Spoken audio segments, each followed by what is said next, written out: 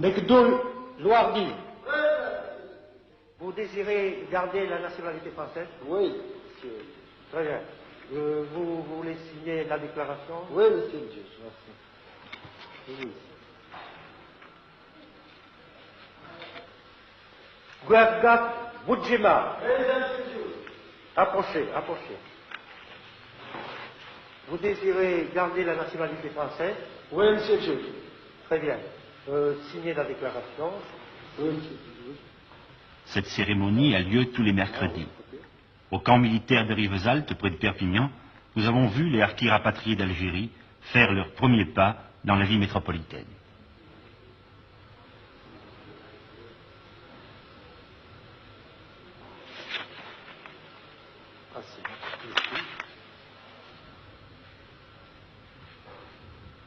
C'est long, 2 signatures. Parfois, monsieur le juge s'impatiente un peu. Vous l'avez vu. Voici le récépissé de la déclaration que vous venez de souffrir. Ne me Merci, regardez pas. monsieur le juge. Dès que votre femme est là. Ah, approchez, madame. Guergat Boudjima. Présent, monsieur le juge. Approchez. Vous désirez garder la nationalité française, madame? Oui, monsieur. Bon, tenez, je vais vous délivrer le récépissé de la déclaration que vous savez signer. Vous savez signer? C'est comme ça. Hein? C'est comme ça. Non, je ne sais pas. Bon, ça ne fait rien. Voici le récépissé de la déclaration, madame. Voilà. Vous pouvez vous retirer, monsieur. Je vous remercie. Vous pouvez partir. Aoucha! C'est fini. L'arbitre, c'est fini, c'est fini. Est-ce que vous désirez garder la nationalité française? Oui, monsieur le juge. Oui, monsieur le juge. Oui, monsieur le juge. Oui, monsieur le juge. Et votre femme? Voulez-vous lui? Oui, monsieur le juge. Alors ça y est, vous êtes... Je suis français. Vous êtes français. Votre femme aussi. Moi et ma femme. Est-ce que ça veut dire que vous ne vous sentez plus algérien? Non, non, non, pas du tout. Plus du tout. Non. Je sens bien que je suis français pour le moment. Français. Et vous pensez que vous ne regretterez jamais l'Algérie? Jamais, jamais, jamais. Jamais. C'est votre pays natal, pourtant. Oui. J'en avais marre, j'en avais jusqu'ici, l'Algérie. Alors maintenant, je pense plus à l'Algérie. Fini. Ne plus penser à l'Algérie, être français, ces phrases-là entendues un peu partout dans le camp n'étaient pas un constat, bien sûr. Seulement un souhait exprimé au présent dans l'espoir qu'il se réalisera plus vite. Le temps qu'il y faudra, c'est le problème actuel des anciens harkis. Et c'est aussi notre problème, puisque nous les avons pris en charge. Le camp, mis sur pied et dirigé par les militaires, a d'abord comme rôle de recevoir et d'héberger les familles de harkis. L'argent qu'elles touchent de l'État, sous forme de primes de secours, est entièrement converti en nourriture, linge et vêtements. Tout cela marche à merveille. Mais il faut aussi les préparer à la vie qui les attend en France. Aux hommes, on fait suivre des cours de préformation professionnelle, bâtiments et métaux, et aussi des classes d'IVM, initiation à la vie métropolitaine. J'arriverai demain en gare de Perpignan à midi. Viens me chercher avec un taxi. Voyez, on va essayer d'écourter le texte. Parce que plus il y a de mots, plus le télégramme est cher. Hein? Alors, là-dedans, on va enlever les mots inutiles. Hein? J'arriverai. Pourquoi? Parce qu'il y aura le nom de l'expéditeur. Hein? Qui sait que c'est lui? Alors, on enlève le J. Aux femmes, on fait suivre des cours de travaux ménagers. Il faut apprendre à se servir d'un fer électrique, d'une machine à coudre. Il faut aussi apprendre à parler et à lire en français. Apprendre à lire pour une femme arabe, c'est un événement grave. C'est acquérir ce droit effrayant de penser, de réfléchir, de se mêler aux problèmes qui ne sont pas immédiatement ceux du foyer. Beaucoup, la plupart, ne s'y risquent pas. Ici, ce sont les femmes âgées qui viennent. Je ne dis pas le plus volontiers, mais avec le moins d'appréhension, de répugnance. Les jeunes n'osent pas.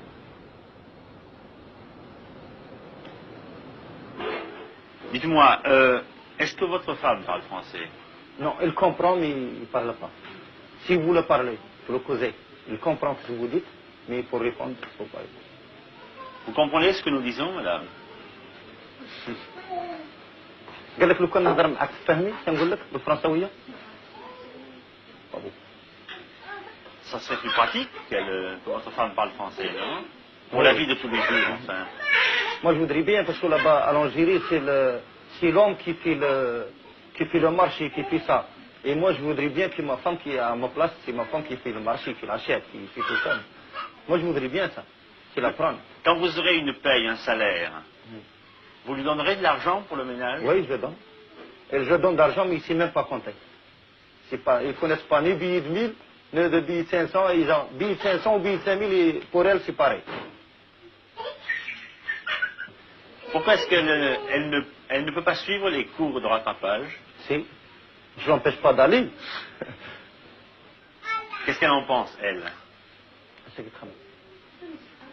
تروحي؟ تقرأي ولا ما تروحيش؟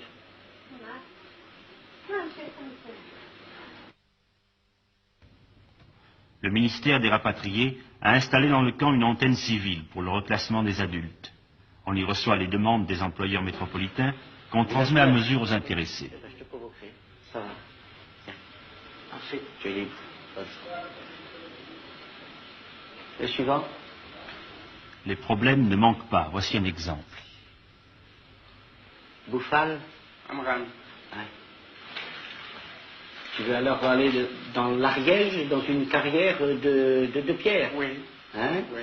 J'ai une place, on te paye 206 francs de l'heure.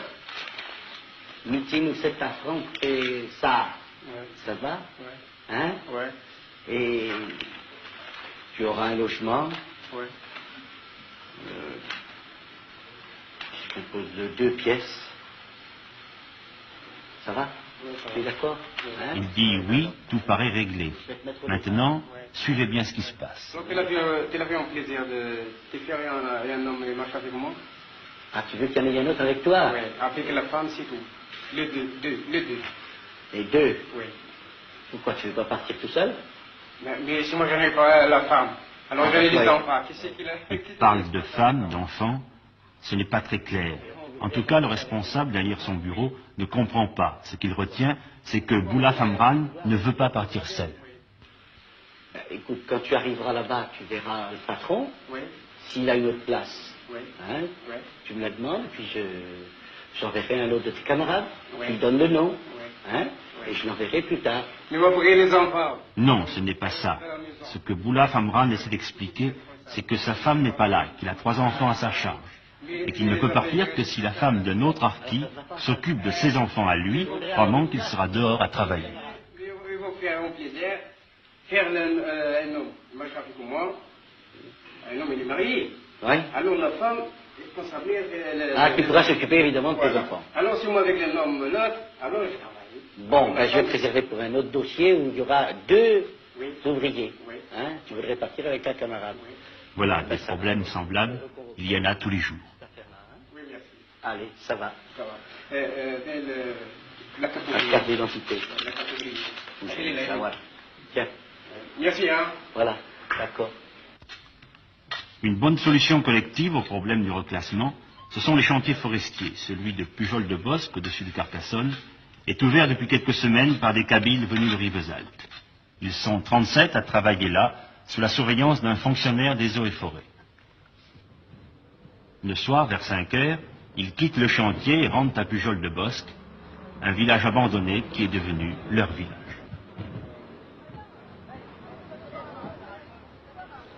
Ils s'installent peu à peu. On a refait pour eux une école, des adductions d'eau, les murs et les toits de 37 maisons, puisqu'il y avait 37 familles à reloger. Le problème reste l'isolement. Le village habité le plus proche, Villeneuve, est à 7 km, par une route étroite et sans revêtement, à peine carrossable l'hiver. Pourtant, les commerçants de Villeneuve se sont toujours arrangés pour monter jusqu'ici, quel que soit le temps. Le boulanger, que voici, vient chaque jour, le boucher 2 fois par semaine. L'épicier, ou plutôt l'épicière, 1 fois. Tous en fin d'après-midi, puisqu'il faut attendre que les hommes, qui seuls ou presque peuvent effectuer les achats, soient rentrés du travail. Le capitaine Boyer, l'adjudant-chef d'Hergès, qu'il va rejoindre,